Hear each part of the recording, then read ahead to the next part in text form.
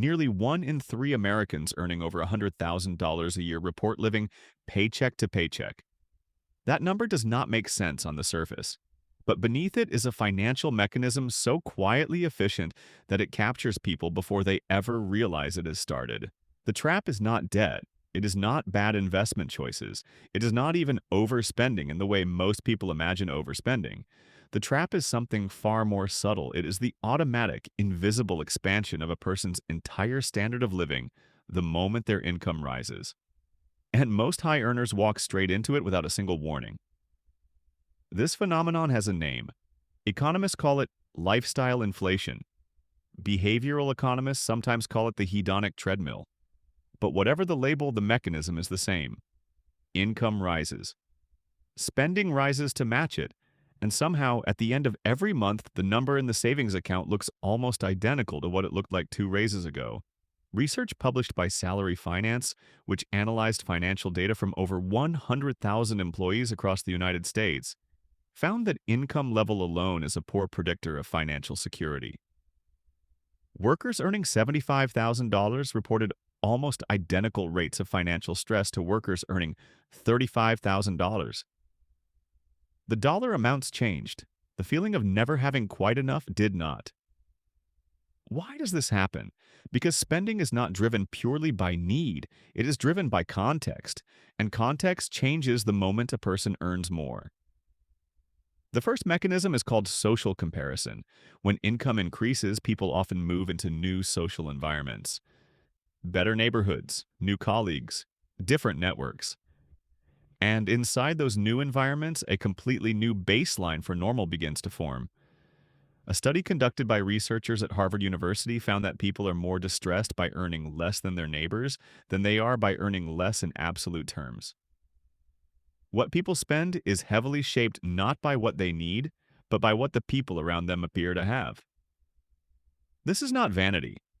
It is a deeply embedded cognitive bias that evolved long before financial markets existed. The second mechanism is called mental accounting. The Nobel Prize-winning behavioral economist Richard Thaler documented how people categorize money differently depending on how it arrives and how much of it there is. A raise, rather than being mentally filed under savings or investment, tends to be filed under discretionary income. It feels like extra, and extra psychologically feels like something to spend. So the car gets upgraded, the apartment gets larger, the vacations get longer, the restaurants get better, the wardrobe gets refined. None of these upgrades feel extravagant in isolation. Each one feels earned. Each one feels proportionate to the new income. But together they quietly consume every additional dollar the raise was supposed to create. The third mechanism is perhaps the most overlooked. Expenses are far easier to add than to remove. Psychologists call this loss aversion. Once a standard of living is established, any reduction to it feels like a genuine loss, even if the original standard was only recently acquired. A person who upgrades from a $1,200 apartment to a $12,400 apartment does not experience the $1,200 difference as a choice they revisit every month. They experience the $2,400 as their floor. Anything below it feels like going backward. The Tax Policy Center has documented how effective tax rates complicate this further. Many earners crossing key income thresholds find that their take-home pay does not scale proportionally with their gross income. A $20,000 raise often produces closer to $12,000 or $13,000 in actual take-home income after federal and state taxes, yet spending decisions are frequently made against the gross figure. People spend the raise they imagined, not the raise they actually received. This creates a gap, not just financially, but psychologically.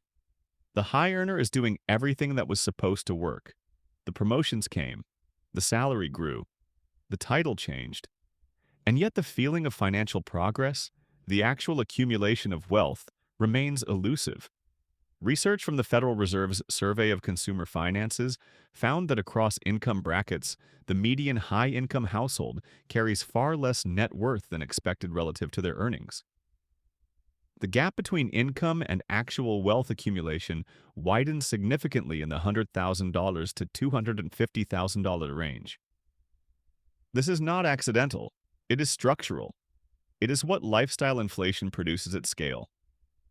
There is a particular cruelty to this trap. It does not feel like failure. High earners typically look successful from the outside. The apartment is nice. The clothes are considered. The car is respectable. But underneath the appearance of wealth, the net worth tells a different story. High income with low net worth is one of the most common and least discussed financial conditions in modern economies. And the trap compounds over time.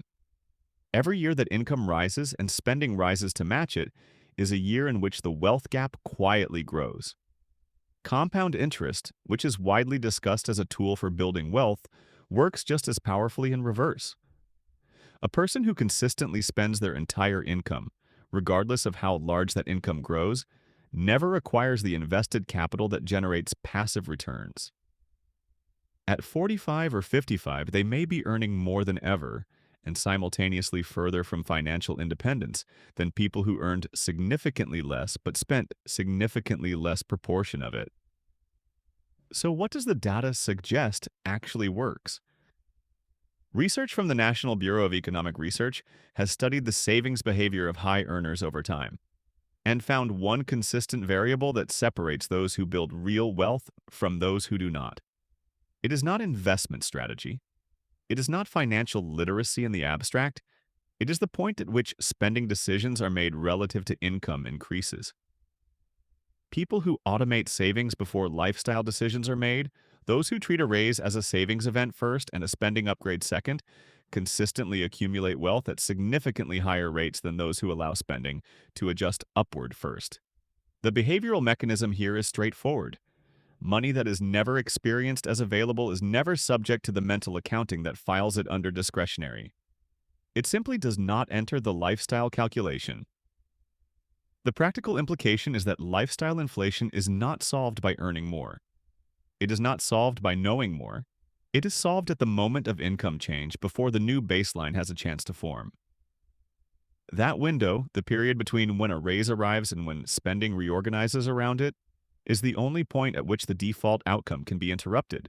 Financial studies suggest that even capturing 50% of every income increase for savings and investment, while allowing the other 50% to fund lifestyle improvements, is enough to dramatically alter long-term wealth trajectories. The lifestyle still improves. The treadmill just stops accelerating. Many high earners assume the problem will solve itself at a higher salary, that a future version of themselves will earn enough to finally get ahead. But the data consistently shows the opposite.